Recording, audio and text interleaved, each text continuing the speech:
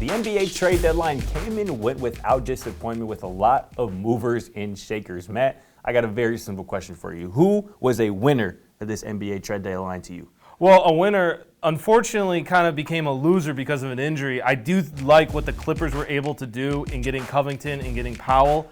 Unfortunately, Powell got hurt. But before that, it looked like it was going to be a great move for the Clippers to keep them alive while they wait for Paul George and Kawhi Leonard. So that was unfortunate. Yeah. But obviously, the one that we all want to talk about and the one that we're going to continue to talk about, the Brooklyn Nets and the 76ers, I think if things go the right way, they both can end up being winners. And we were talking about this after the show.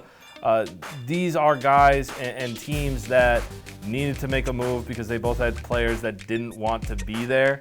And I know you're going to talk a lot more about the 76ers, but if the Nets can get Simmons on the court in relatively quick time, this will hopefully save their season because they are free-falling right now. I mean, they're losing a bunch of games, and Kyrie can't play at home. You don't really know when KD is going to be able to come back, and I wouldn't want to rush him either with the injury that he has. So if they can get Simmons and get a guy that's actually invested in trying to get this team to win, you had Seth Curry and Andre Drummond, maybe they can right the ship. And, you know, like we talked about last week, and like I said last week when I said don't worry about the Nets yet, I mean, a quick winning, string along 7 games and they're back in this. But they got to start doing it soon because they can't keep losing all of these games. Yeah, you're right. Let me be clear, though. Who was your winner at the trade deadline? I said the Clippers. The Clippers. And I think that if things work out the way that you hope they do for the Nets and the 76ers, they can be winners. I did say that the 76ers, I think, it was interesting how much they had to give up to get James Harden. I thought that because of how Harden was acting towards the Nets, Morey was going to have a little bit more strength and negotiating power. But, you know, 2 first-round picks, Seth Curry and Andre Drummond, which I thought were important role pieces for the 76ers. I was surprised at how much they had to give up for Harden. Okay. So let's talk about that because the Philadelphia 76ers are obviously the biggest winner of the NBA trade deadline. Daryl Morey was in a predicament, right? He had an all-NBA caliber player in his prime in Ben Simmons who didn't want to play in Philadelphia anymore.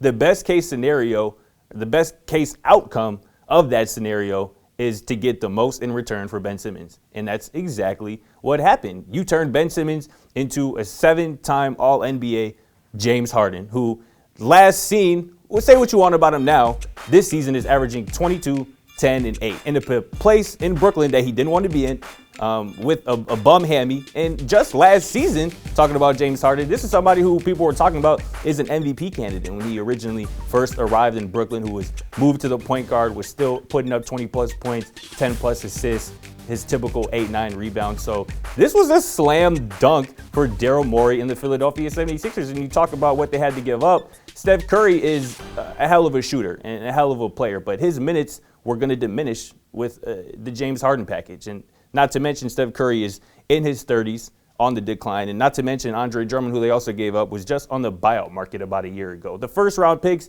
don't mean as much because when you have somebody like Joel Embiid paired with somebody like James Harden, those first-round draft picks are going to be at least 25 to 30. So those don't matter as much. But this is why the Philadelphia 76ers are a big winner. And we talked about it. Both of us share this belief that you don't want to ideally waste a year of Joel Embiid's prime, particularly when that year is this year, when he is playing like the best player in basketball, point blank, period. So now you have Joel Embiid with James Harden, assuming James Harden is still James Harden, which I happen to believe. The Philadelphia 76ers are now, this is how I look at the Eastern Conference. The Bucks are in a tier by themselves up top. The 76ers have put themselves in a tier by themselves just below them. And the tier below those two are the Nets, the Bulls, and the Miami Heat. So this is a massive, massive win for both teams, like to your point. But for the 76ers, this just changes things. And now Joel Embiid has a real running partner. And this is what I tweeted last week, actually right when the deal happened. You have Joel Embiid who's playing the best basketball of his life. He's now paired with the most talented teammate he's ever played with. So this is a massive W for Daryl Morey and the Sixers. And I mean, to your point, Joel Embiid is actually the first center since Shaq in 2000 and 2001 to be leading the league in scoring. It looks like it's going to continue. And so I did, when I saw the Harden trade, as much as I do question what happened with the negotiating, The ceiling for that is something similar to a Kobe and a Shaq, a duo, in the sense that these are two all-time great players. Yeah. And one outside, one on the true center kind of setup. It's going to be exciting to see. Obviously, we're going to have to wait, though, because Harden's got to nurse that hamstring, and that's going to be the biggest issue moving forward because those soft tissue injuries can be so nagging. No doubt about it. Let's talk about some losers, though. Who did you see as a big loser here at the NBA trade deadline? I mean, Portland. I think that Portland basically decided halfway through because Damian Lillard got hurt that they were just going to give up. I don't think they got enough back with Powell, with McCollum. I think that they ended up selling a little bit short. Not only that, but you just signed Powell to a massive deal after you gave up Gary Trent to get him, who, if you were trying to rebuild, would have been great because he's a young talent that is tearing it up right now in Toronto. And so I just don't understand what the game plan was. And it just seems like they kind of forfeited this season to see what happens moving forward. Anthony Simmons is really impressive. 100%. Josh Hart is a good piece, but he's not a good piece for a rebuild.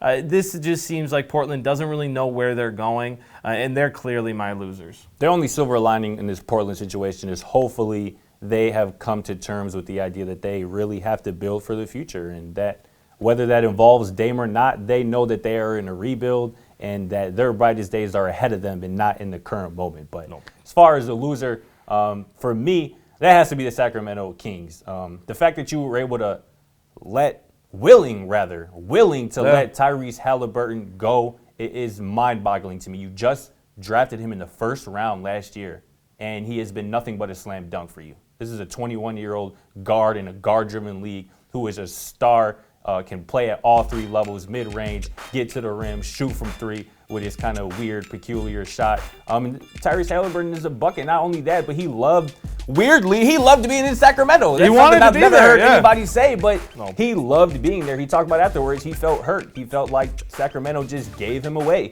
And not only that, but Sacramento also gave up Buddy Hield, who is another really good player in a guard-driven league. You get the best three-point shooters in the league. 100%. You get Domantas Sabonis, who is probably at this point the best player in the trade. But if you're in the Sacramento Kings, you have to be looking towards the future. You know what's on your roster. You should be planning for the future and keep shipping out Tyrese Halliburton, a young star, shipping out Buddy Hield. That doesn't make sense. You might be better in the short term, but if you're Sacramento, what are you competing for right now? Yeah.